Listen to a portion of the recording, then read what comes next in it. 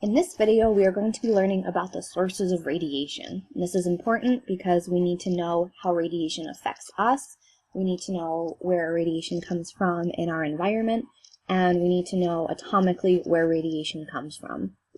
So we already know a little bit about how radiation affects the human body, like in our episode of House. Radiation knocks electrons away from atoms, and since atoms make up molecules and molecules make up our living cells, well, our living cells end up being affected. Now, cells are able to repair most kinds of molecular damage, as long as the damage is not too severe. And part of that is that dead cells can be replaced by new ones. However, sometimes radiation alters the genetic information of a cell. We call that a mutation. And if the mutation or alteration is bad enough, that's what we call cancer. Now, we think of radiation as something that's new to the environment. However, radioactivity has actually been around for longer than the human race. Radioactivity is natural. We experience radioactivity all the time from cosmic background radiation and radiation from the Earth's interior. So radiation from the Earth's interior explains why when you go further down in the Earth's core, it gets warmer. Even the cleanest air we breathe is somewhat radioactive as a result of the bombardment by cosmic rays. So rays from the sun hit our atmosphere, and that causes some radioactivity. At sea level, there is a protective blanket of the atmosphere, and that reduces a lot of the background radiation.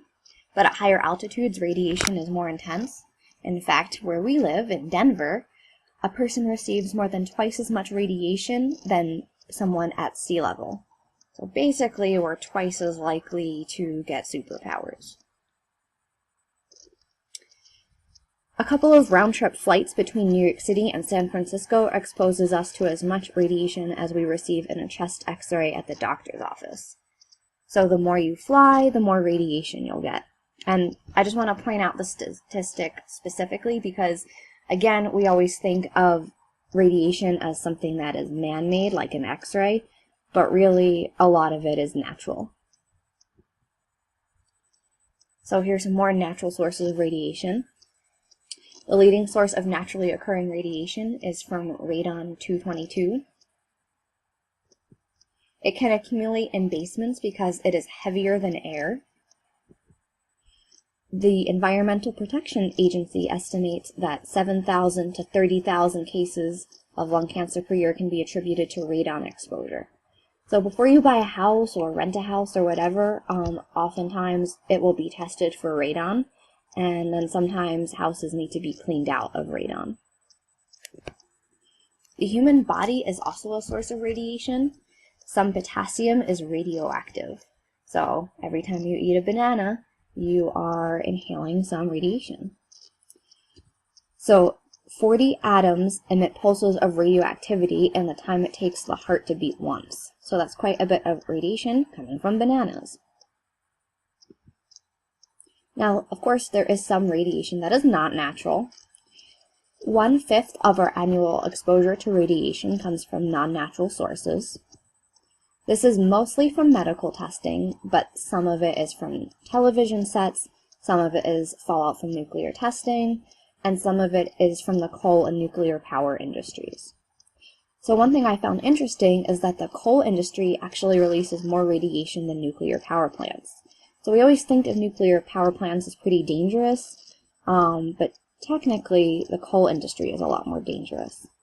And that's because the combustion of coal releases radioactive thorium and uranium.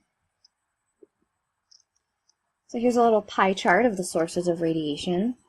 As you can see, this blue is from radon, so a lot of our radiation is emitted from radon. This is from cosmic radiation, and then this is from food and water. So all of this blue kind of stuff is from natural radiation. So you can see that's quite a bit of it.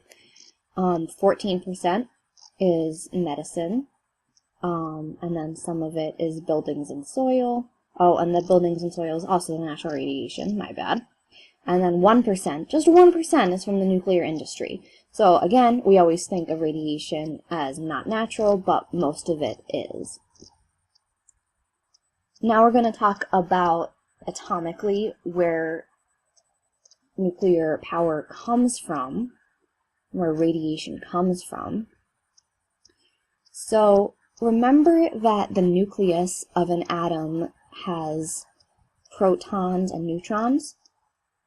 And there are two forces that are at play in the nucleus, the electric force and the strong nuclear force. The electric force is the repulsive force between the protons. Remember that protons are positive and like charges repel. And the electric force can act over long distances.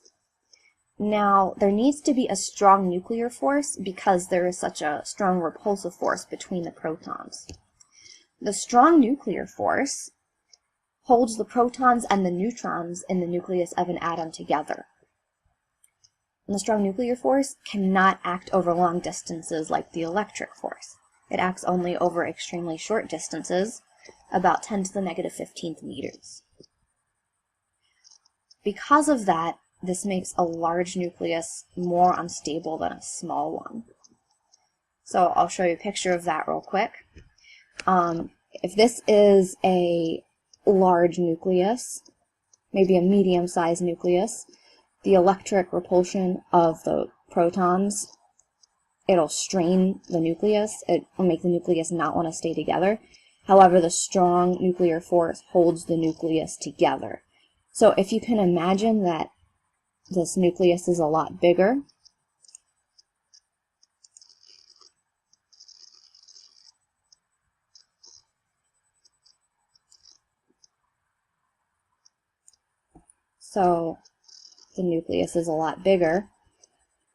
the electric force will still be repulsive, but the strong nuclear force won't be enough to hold it together. And that's where we see an unstable nucleus. So again, if the nucleus is too big, the electric force will be larger than the strong nuclear force, and the nucleus will be unstable. So why does radioactivity occur? So here's a little bit of a better picture. If the protons and neutrons are close together, the strong nuclear force can hold them together. But if there's more of them, the nucleus is bigger, then the nucleons, that's the protons and neutrons, they're further apart, and the strong nuclear force doesn't hold them together as well. Basically, neutrons help to stabilize the protons in the nucleus. Otherwise, the positive protons would repel apart from each other. The bigger the nucleus, the more neutrons there must be. There's some catch-22s in this scenario, though. Protons help to stabilize the neutrons. Neutrons by themselves spontaneously decay into protons. So let's talk about this. The bigger the nucleus, the more neutrons there must be. But then, the more neutrons there are, the more the neutrons themselves are unstable. So, after a nucleus reaches a certain size, there are so many more neutrons than protons that there are not enough protons available to prevent the neutrons from changing into protons. So again, catch-22.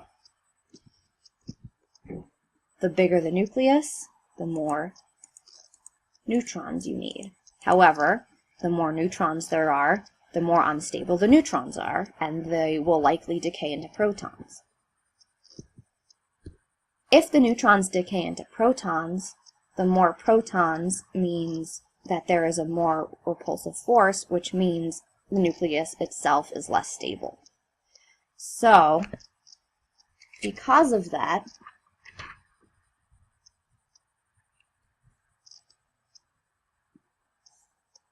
pretty much any element that has more than 83 protons is radioactive.